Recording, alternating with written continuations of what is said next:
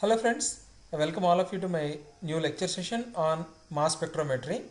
So this is a part of the coursework Modern Analytical Techniques in M.Pharmacy first year second semester.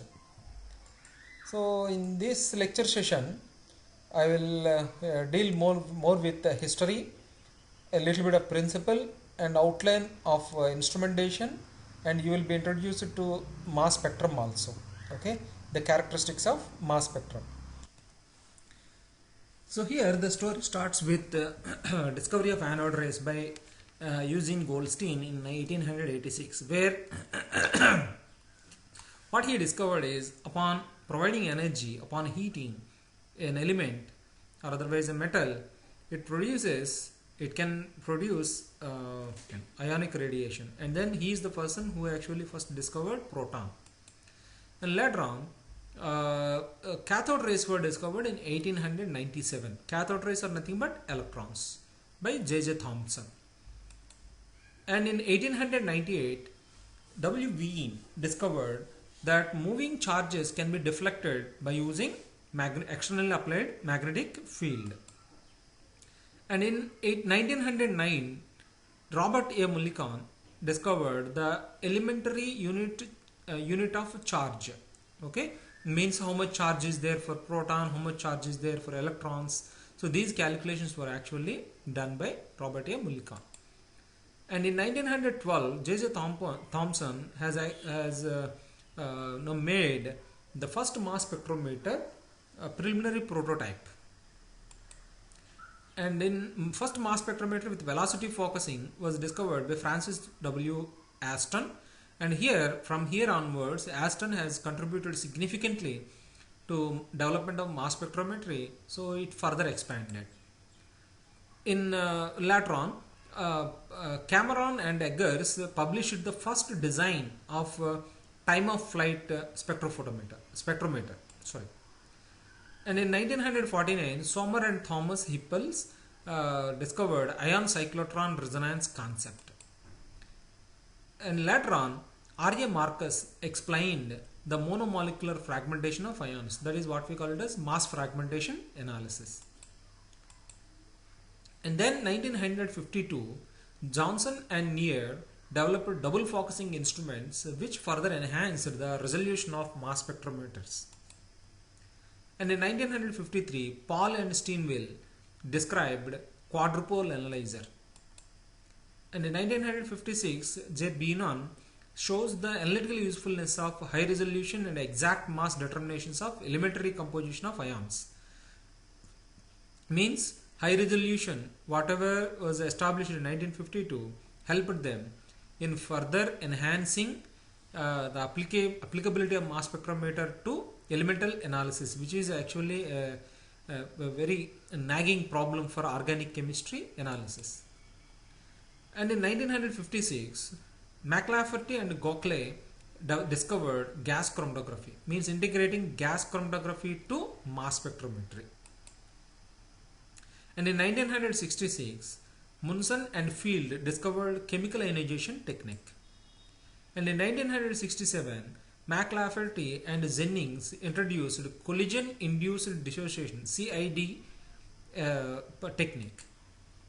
And in 1969, Becky demonstrated field desorption concept in mass spectrometry, and which resulted in adding another dimension to mass spectrometry, especially sample preparation and ionization component.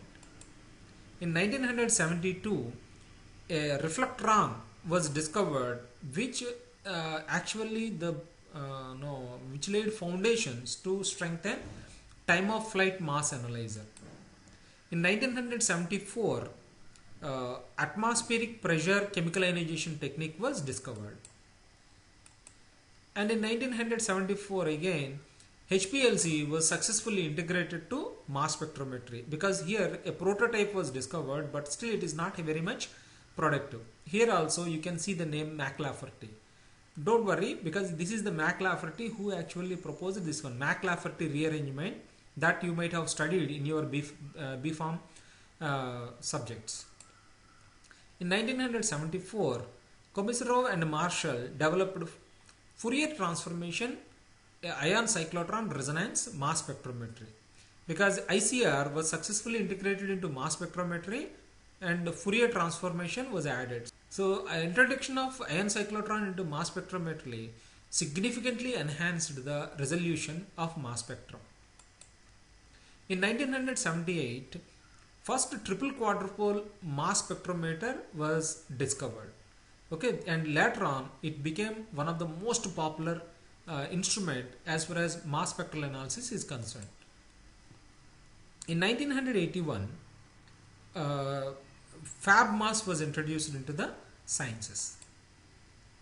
And in 1987, Tanaka and his colleagues developed matrix assisted laser desorption and ionization. This technique which helped them in detecting molecular weights of protein compounds or macromolecules. In 1988, Fenn developed the electrospray ionization technique. So this electrospray ionization technique was further integrated into HPLC, so that this LCMS became very much possible, and then it became a high throughput technique. Then in 1991, time of flight analyzer was successfully integrated to MALDI technique, MALDI ionizer.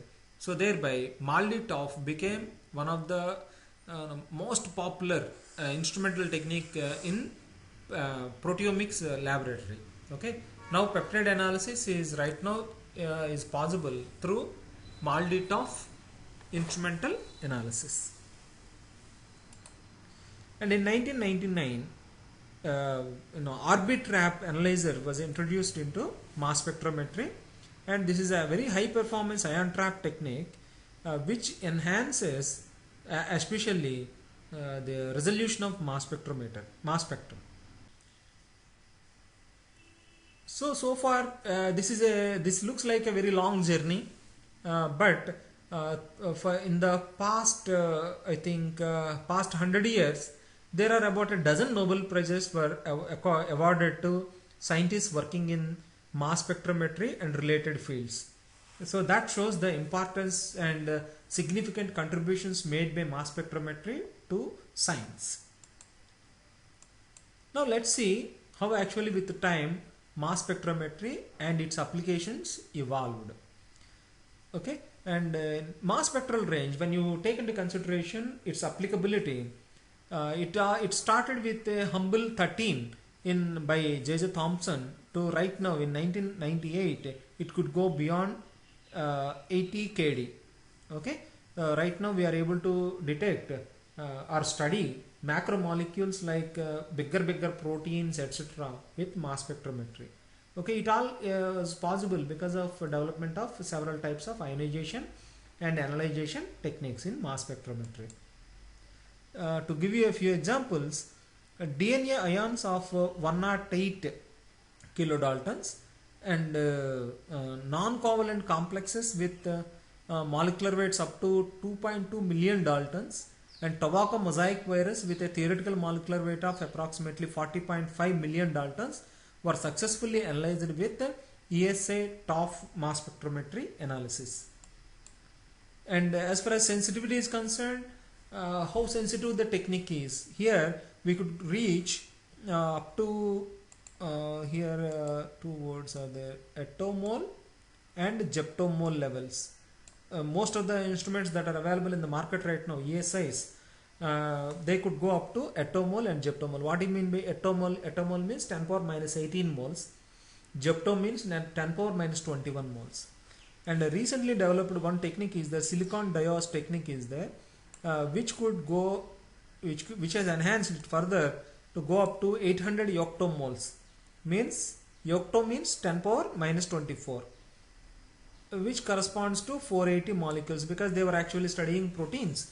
So in that way it could go up to 480 molecules, means at that much dilution a mass spectrometer can provide you a dependable signal.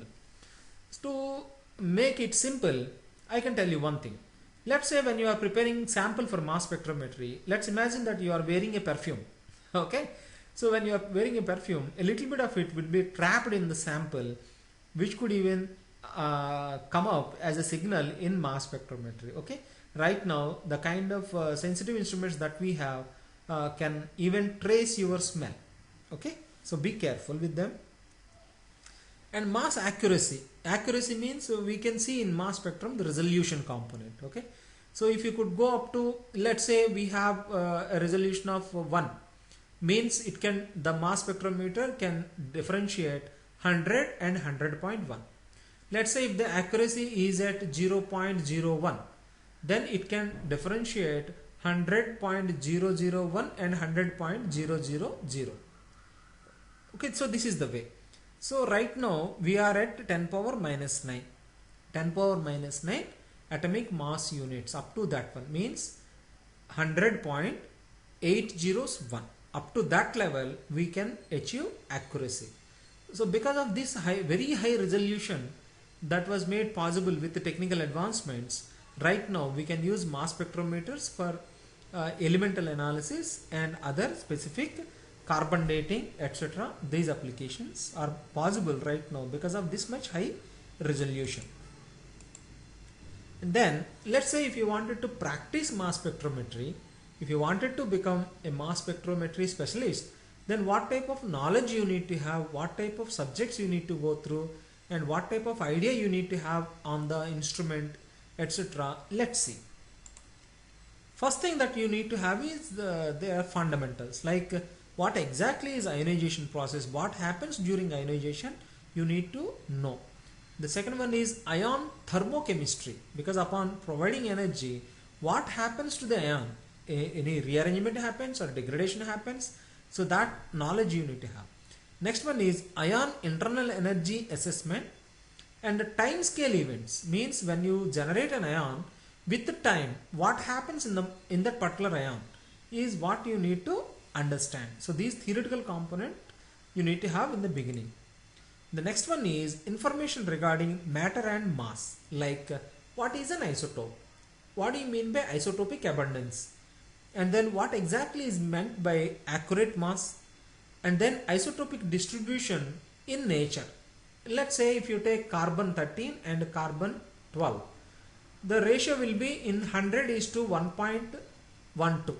Okay, so that is the ratio. If you take proton and the remaining proton, you will have 99% proton will be there. In the remaining 1% you will have deuterium and tritium. It is like that. So this type of knowledge you need to have. The third one is regarding instrumentation. Mass spectrometry is so unique in the sense, in other spectroscopy instruments like UV, IR or NMR, you will almost always have single type of setup inside the instrument. Maybe shape and their capacity may alter, but their basic setup remains the same. Whereas mass spectrometry is more like assembled technique. Like you can have your own type of sample injection unit, and you can have your own type of ionization unit, you can have your own type of analyzer, and then that can be added to detector. So all these assembled together to get to have your own custom made mass spectrometer. So that's the reason why you should know, you should have a very thorough knowledge on instrumentation, like the different types of mass analyzers that we have, their performance characteristics, how can you combine more than one mass analyzers or more than one ion sources, and what is the kind of operations that are there, and type of vacuum systems that we have and detectors that we have. Comprehensive knowledge is essential. And then technical aspects like how can you introduce the sample, how can you prepare the sample, and then ionization techniques, and then coupling of separation devices, means how can you integrate GC or LC or this one capillary electrophoresis to mass spec. So this type of technical knowledge is very much essential. And then comes a very important component, that is spectral interpretation. So this adds actual life to application component of mass spectrometry. So here you need to have a thorough understanding of fragmentation pathways, ion fragmentation pathways, different types of characteristic ions. Like when you have a benzene ring, what type of ion will be there? If you have OH group, then what type of fragmentation ion arises? Like M minus 18 will come. It is like that. And then rules and tools. Different types of rules are there, like nitrogen rule is there, and then isotopic abundance rule is there. And all these rules are to be understood properly. And then systemic approaches are to be understood. Then comes application part. Okay, how can you detect different types of ions that are present on in the mass spectrum, and getting a structure from the fragment patterns that are observed, and can we actually expand it further into quantitative analysis? Okay, so these concepts are to be thoroughly understood to get a very good grip on mass spectrometry and to become a specialist in this field. Let's see key applications and rationale of using mass spectrometry in that particular field. Like in case of physics or radiochemistry or geochemistry, one need to have information regarding elemental composition as well as isotopic analysis. Okay, in mass spectrometry we are going to get molecular ions or ions, so which reflect presence of different types of isotopes in the sample. So elemental identification as well as isotopic abundance both can be done by using mass spectrometry. The next one is in organic and bioorganic analysis, or organic chemistry, polymer chemistry, biochemistry and medicine. We need to identify and characterize an organic compound from a very small or very large compounds in size as well as complexity in chemistry. Okay, so because they play a major role in physiological processes. Okay, so that's the reason why, because in case of mass spectrometry we get the information regarding structural component of an organic compound. So mass spectrometry helps you in organic, polymer and biochemistry, and in structural elucidation of organic chemistry, polymer chemistry, biochemistry or medicine. So here mass spectrometric experiments can be arranged in such a manner that appropriate combinations can be used, so that you can either look for an organic compound, an ion or an intermediary ion, so that we can confirm various concepts or questions. We can answer various questions that will arise in the research work in organic chemistry or polymer chemistry or biochemistry. And then characterization of ionic species and studying chemical reactions, because whenever you perform a chemical reaction like named reactions or anything like that, you will be first drawing the mechanism. In drawing the mechanism, you will be proposing intermediary ions that are present, so that are to be studied. Intermediary ions are not very stable, so they may disappear by the time, because you will not have enough time to analyze all of them. So that's the reason why here tandem mass spectrometry analysis can be used for studying gas phase ions. And coupling to separation techniques can solve so many problems in quality control, environmental analysis, complex mixture analysis, forensic science, petrochemical industry as well as food chemistry.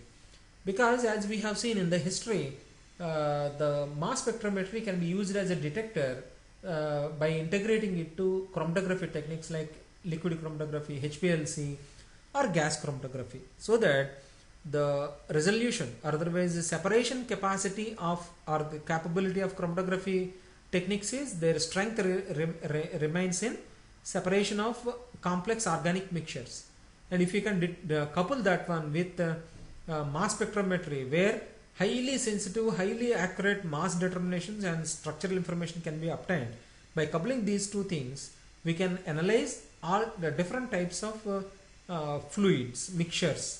Okay, starting from blood plasma to organic compound mixture to natural product extract, etc. So it is going to add a lot of value to sample analysis in pharmacy as well as medicine also. So mass spectral imaging is a recently developed technique where by using mass spectrometry we can probe, or otherwise we can collect sample from surface of a solid molecule, so that distribution of various organic compounds on that surface can be studied.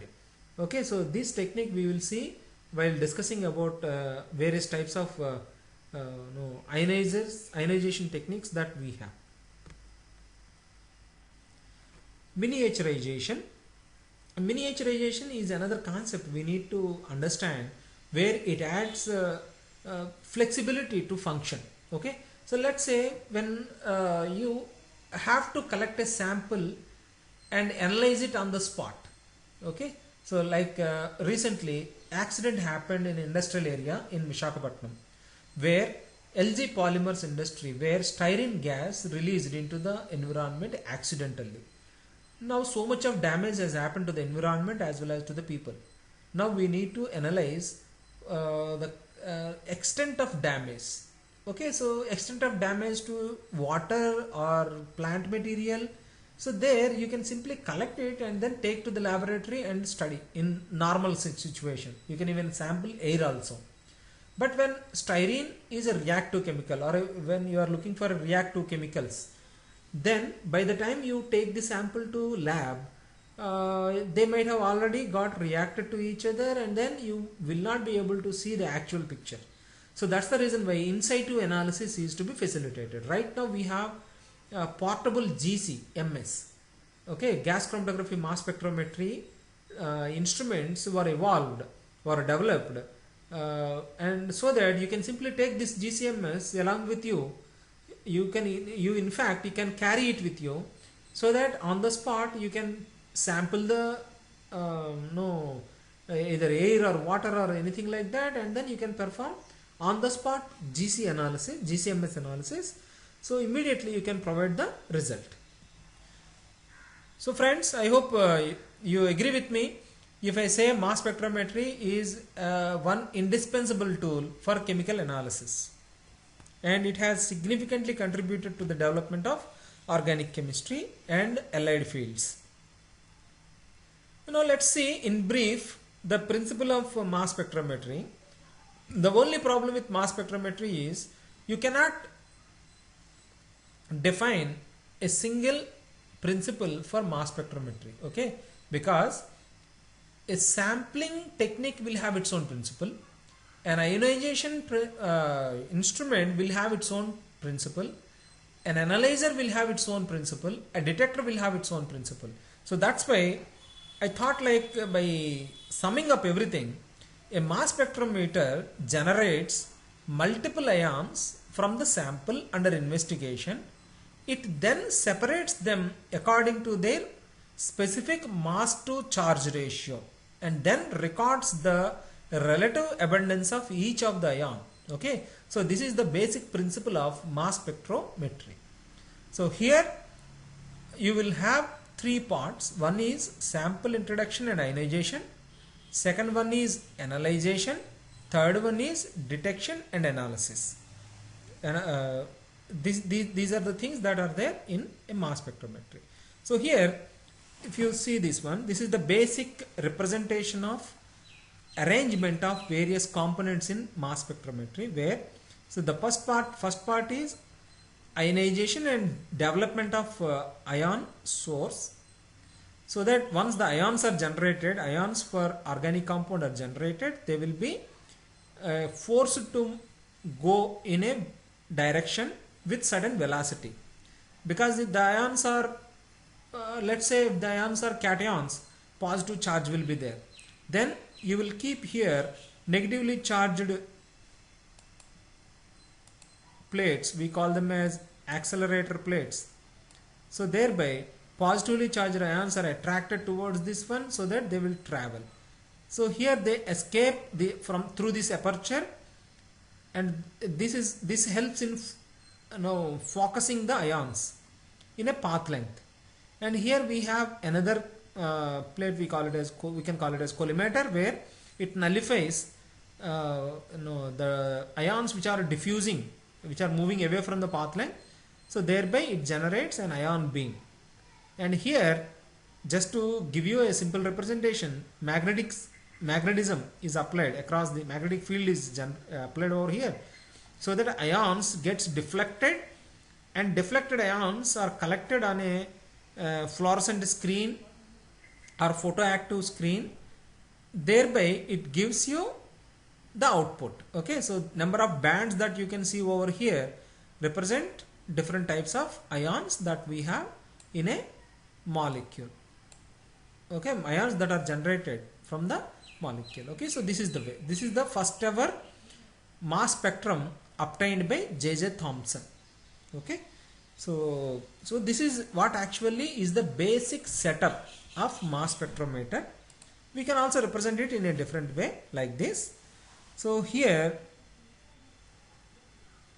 we have different parts here. One is sample inlet, ion source, mass analyzer and detector. So these are the four important components of any kind of mass spectrometer.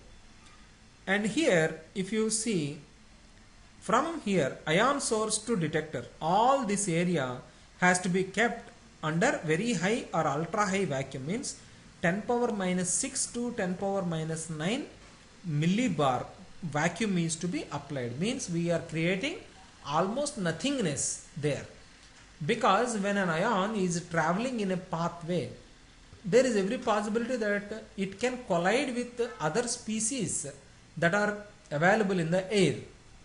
Okay, so that's the reason why we need to see that nothing is available in the path line, because upon collision there is a possibility of formation of other type of ions, adducts, etc., because reactions are possible in gaseous phase, so that is to be avoided. So that's the reason why we need to keep very high vacuum.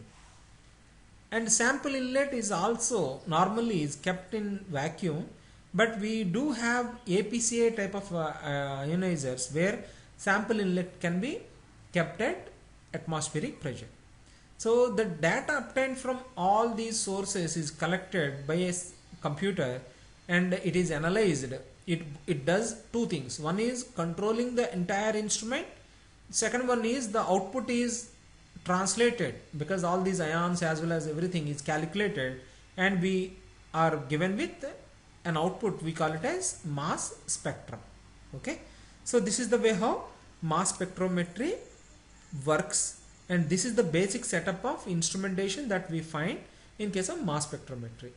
In coming lectures we will have in detailed explanation of each one of the compounds, what type of sample inlets are there, what type of ion sources are there, what is their instrumentation, principle, applications, etc. Everything in detail I will be discussing in the coming lectures.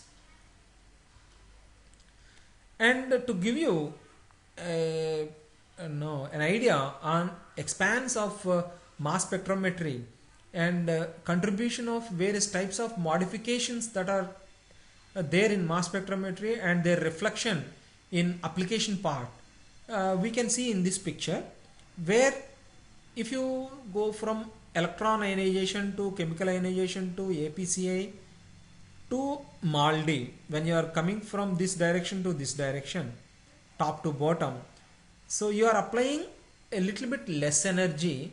With less energy you are able to achieve ionization. Okay, so by reducing energy we can control extent of degradation. Okay, because if ionization is a high energy requiring step, so that's the reason why when you give a lot of energy, there is every possibility that compound can degrade it. Let's say if you take benzoic acid, it can be ionized by using high energy. Whereas if you come back to insulin, because it's a protein, if you give high energy, there are multiple reaction sites are available, so many peptide bonds are there, it can go into degradation mode. Okay, it may get degraded because of high energy that we are going to use. So that's why ionization techniques are segregated into hard ionization, semi-hard ionization and soft ionization.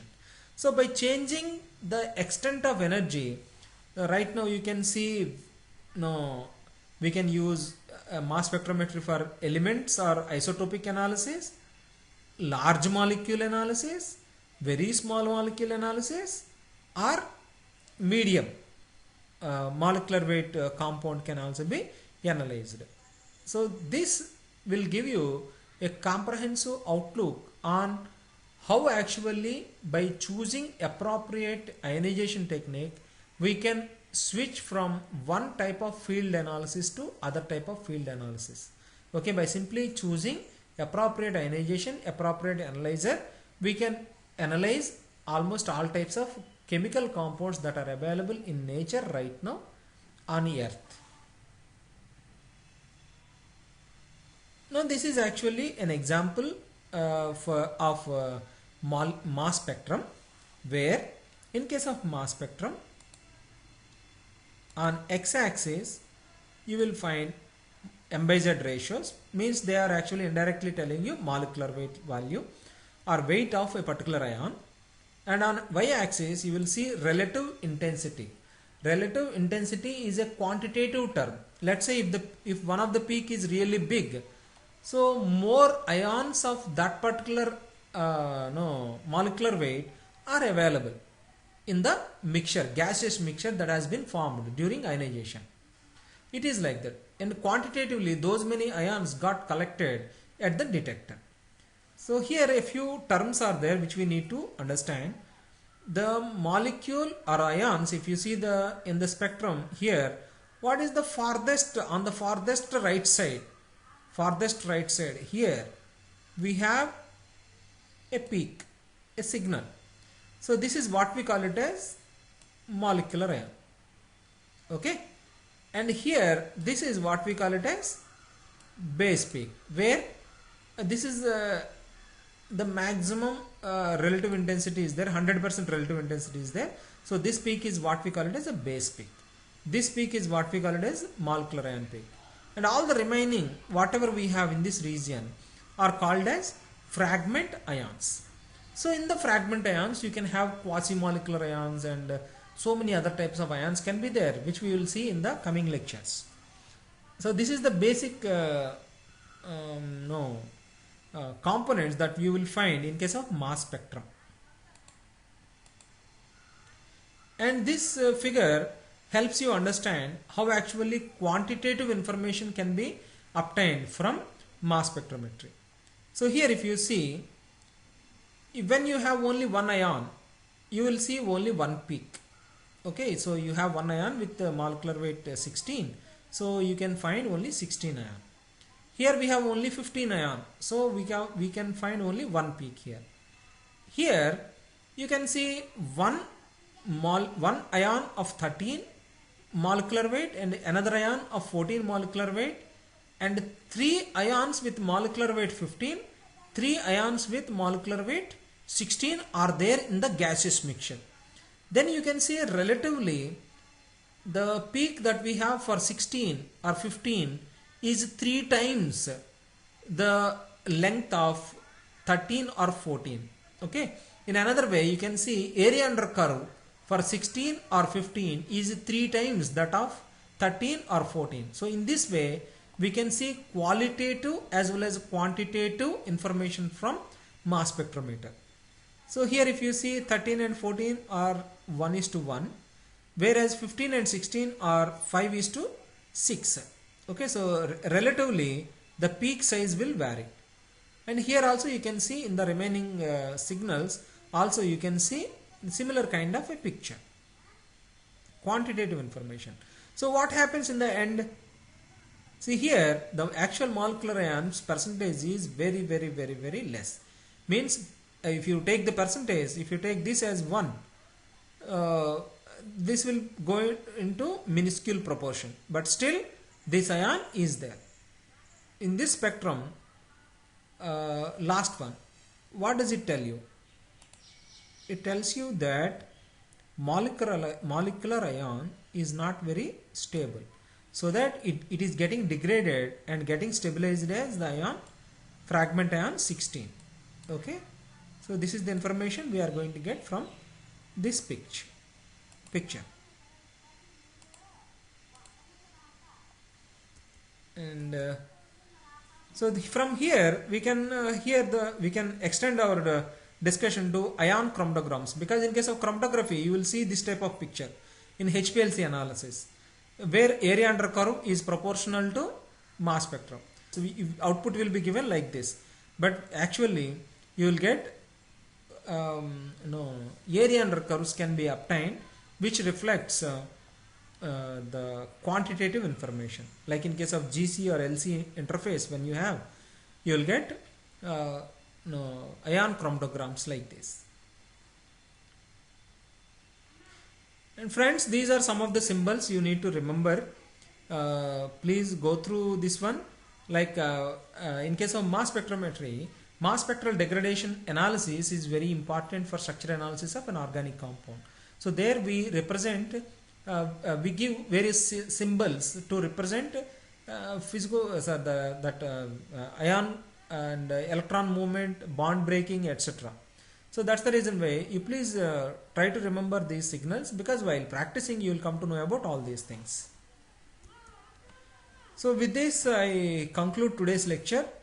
So friends, today in this lecture session we have seen in detail the history of mass spectrometry, and then its basic principle and basic instrumental setup and important components that we need to learn